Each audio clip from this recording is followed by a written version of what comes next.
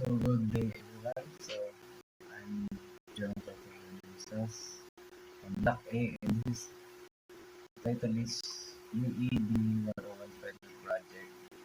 It's a screen capture presentation showing at least 30% progress of your prototype at explain ko yung user flow and any completed funnel required for the final project.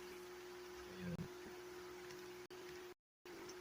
So ito yung nagagawa namin progress pa lang sa aming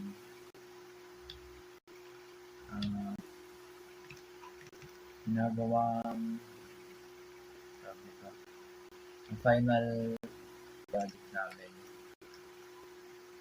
Here we have a website. So, it's the login. And hindi pa siya tapos. And meron tayo. Pagka-login natin dito, we have so bago ano pa kami nakapokus sa mobile. So, focus muna tayo. So, dito, wala pa yung sign up. Pero gagawa kami ng sign up pagkatapos. Kung ano pa kulang. And dito, intro,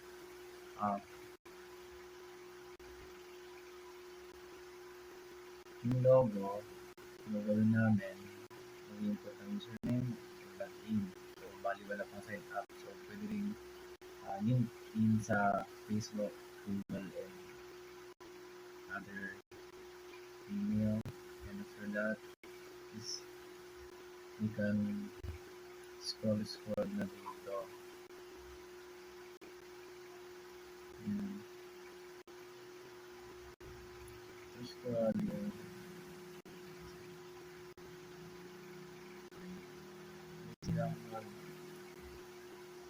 sa category, kumbaga pag dito, ito yung home. Pag sa category, pipili sila kung anong mga gadgets. For example, for iPhone, Apple Watch, or iPad or other accessories. And pag nakaklik na sila ng any product nila dyan, you can go here and check the reviews, not to cart or buy na. And then, ito naman yung cart dito. And pag na-buy na, or na-pili na, so like, pwede na sila mag-check out and pwede sila na payment or e-cash or may baya. Ito naman yung order tracking kung saan malalaman kung nasaan yung order mo kung nagpa-process na. Dito naman yung profile na nagawa namin. So dito sa website, mostly nakapokus lang dito. Meron din.